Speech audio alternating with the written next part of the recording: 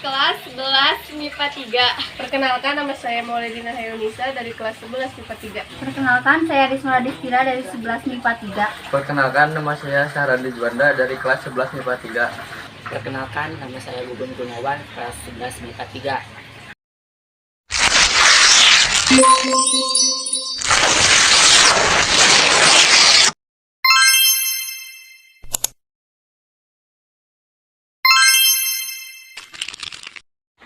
Assalamualaikum warahmatullahi wabarakatuh. Segala puji hanya milik Allahu Rabbi, segala zat yang maha ghafur, zat yang maha syukur, yang telah memberikan beribu-ribu nikmat yang tidak terukur. Nikmat iman, nikmat Islam, sampai nikmat sehat walafiat, sehingga kita bisa berkumpul di tempat yang insya Allah diberkahi Allah Subhanahu wa Ta'ala. Salawat serta salam semoga tercurah limpahkan kepada Nabi akhirul zaman, seorang Nabi yang lainnya yang lahirnya saja membuat guncang alam semesta. Siapakah dia? Tidak lain dan tidak bukan, yaitu Nabi besar Muhammad SAW.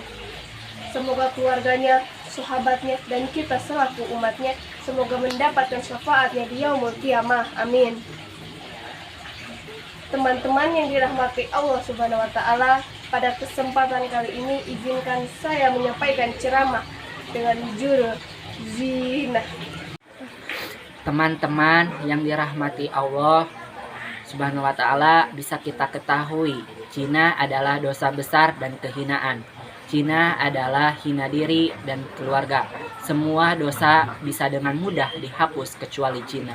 Allah berfirman dalam surat Al-Isra ayat 32 yang berbunyi, A'udzubillahi minasyaitonirrajim, Bismillahirrahmanirrahim, wala taqrabu jinnah innahu fahisatan wasa'al syabila. Artinya, dan janganlah kamu mendekati zina.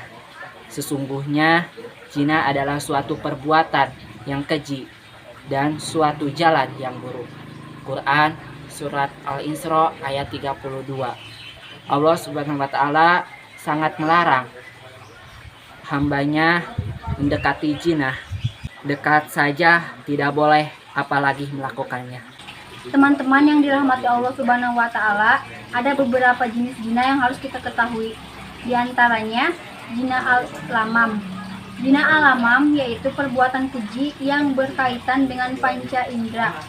Zina al-lamam ada 5, di antaranya yang pertama zina ain, yaitu ketika seorang memandang lawan jenisnya dengan rasa hawa nafsu.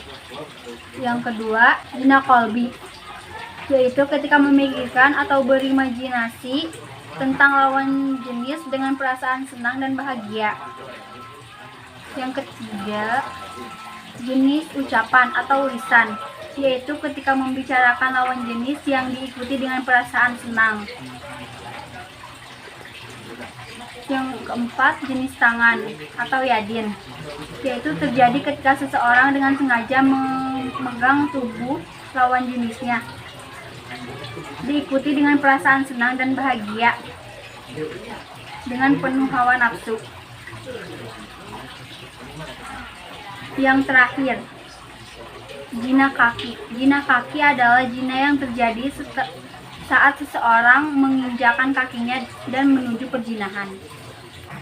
Yang kedua, zina musan. Zina musan ini bagi orang yang telah menikah dan melakukan perselingkuhan hingga melakukan hubungan intim. Biasanya, zina musan ini terjadi karena melakukan hubungan intim yang bukan mahramnya.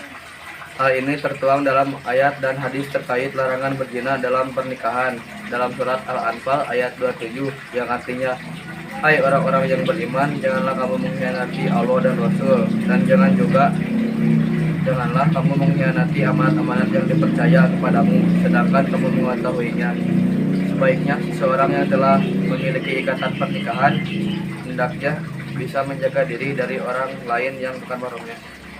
Yang ketiga adalah zina ghairu muhsan. Zina ghairu muhsan merupakan zina yang dilakukan oleh seseorang yang belum terikat pernikahan. Di zaman sekarang, tak jarang pasangan yang belum menikah mendapat godaan dan hawa nafsu yang tinggi, sehingga mereka terlepas dan melakukan perbuatan zina. Allah Subhanahu wa Ta'ala telah menyebutkan bahwa jangan pernah bersimpati atau berbelas kasihan pada seseorang yang berbuat zina. Ini adalah bagian dari dosa besar, sehingga tak ada alasan untuk merasa kasihan atau bersimpati, baik keluarga sekalipun. Bagaimanapun, mereka yang berbuat zina harus dihukum berat akibat perbuatannya.